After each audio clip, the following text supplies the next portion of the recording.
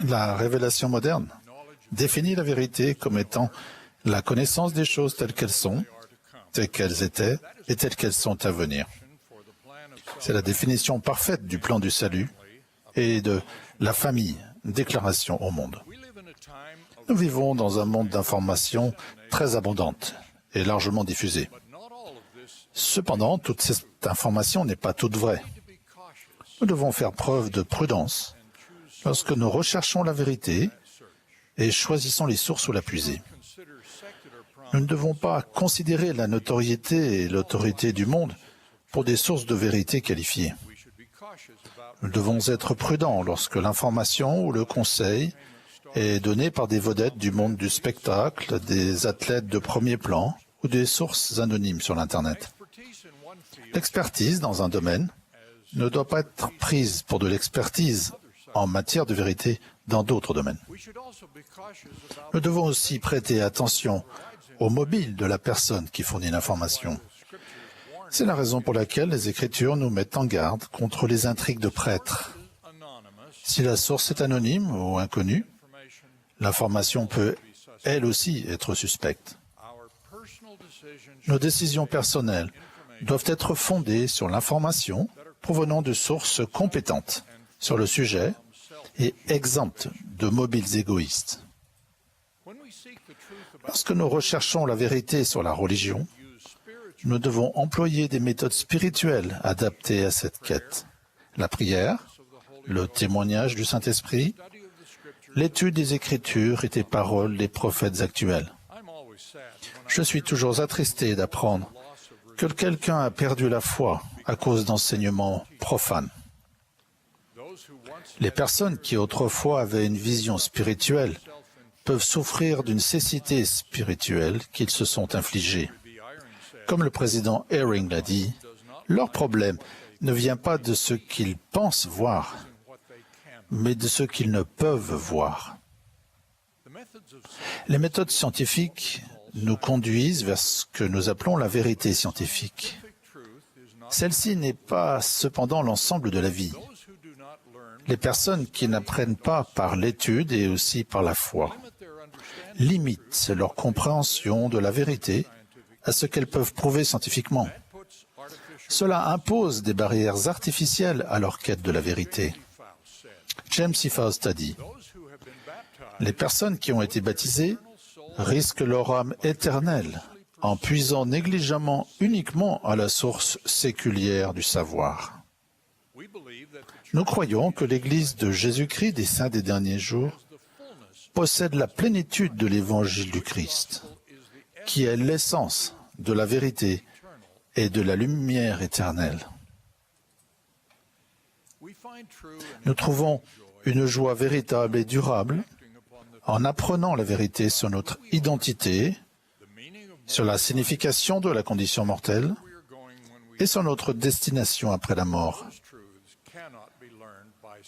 et en agissant en conséquence. On ne peut pas apprendre ces vérités par des méthodes scientifiques ou profanes. Je vais maintenant parler de vérités de l'Évangile rétabli, qui sont essentielles à la doctrine de l'Église de Jésus-Christ des Saints des derniers jours. Veuillez y réfléchir attentivement. Elles expliquent beaucoup de choses sur notre doctrine et nos pratiques, peut-être même certaines qui ne sont pas encore comprises. Il y a un Dieu qui est le Père aimant des esprits de toutes les personnes qui ont jamais vécu ou qui vivront un jour. Le sexe masculin ou féminin est éternel.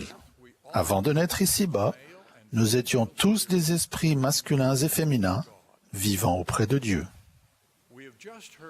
Nous venons juste d'entendre le chœur chanter « Je veux suivre le plan de Dieu ».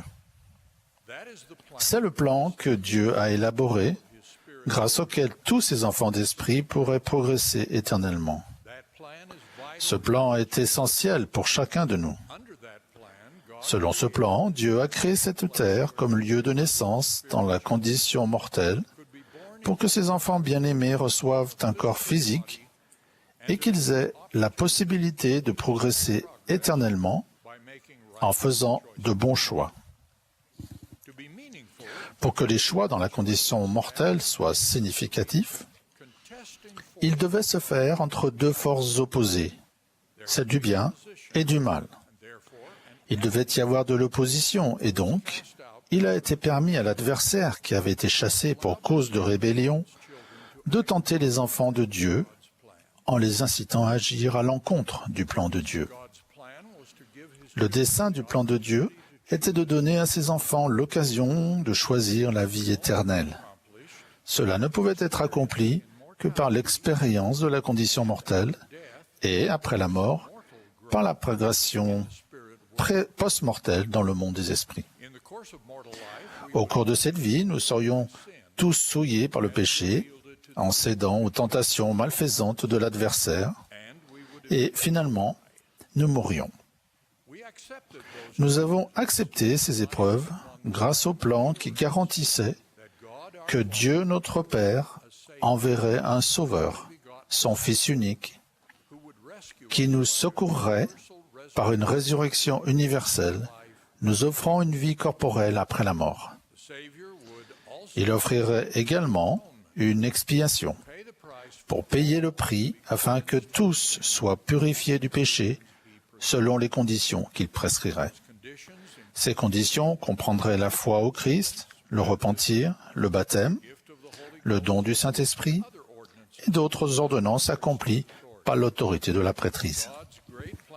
Le grand plan de bonheur de Dieu offre un équilibre parfait entre la justice éternelle et la miséricorde que nous pouvons obtenir grâce à l'expiation de Jésus-Christ. Il nous permet aussi d'être transformés en nouvelles créatures en Christ. Dieu qui est plein d'amour nous tend la main à tous. Nous savons que grâce à son amour et à l'expiation de son Fils unique, tout le genre humain peut être sauvé en obéissant aux lois et aux ordonnances de son Évangile. L'Église de Jésus-Christ des Saints des Derniers Jours est connue à juste titre comme une Église centrée sur la famille. Cependant, ce qui n'est pas bien compris, c'est que ce ne sont pas uniquement nos liens familiaux sur terre qui nous préoccupent. Les liens éternels sont aussi fondamentaux dans notre théologie. La famille est ordonnée de Dieu. Selon le grand plan de notre Créateur aimant, la mission de son Église rétablie consiste à aider les enfants de Dieu à recevoir la bénédiction divine de l'exaltation dans le royaume céleste, qui peut seulement être obtenue grâce au mariage éternel entre un homme et une femme. Selon l'enseignement du Seigneur, nous déclarons que le genre masculin ou féminin est une caractéristique essentielle de l'identité et de la raison d'être individuelle, prémortelle, mortelle et éternelle, et que le mariage entre l'homme et la femme est essentiel à son plan éternel. Enfin, l'amour de Dieu est tellement grand qu'il a prévu un destin glorieux pour tous ses enfants, à part ceux qui choisissent délibérément d'être des fils de perdition. Tous ses enfants incluent tous ceux qui sont morts. Nous accomplissons des ordonnances pour eux par procuration dans nos temples.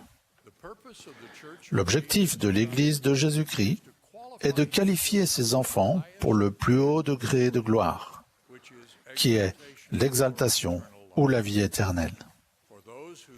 Pour ceux qui ne le désirent pas ou ne se qualifient pas, il a prévu d'autres royaumes de gloire, cependant inférieurs.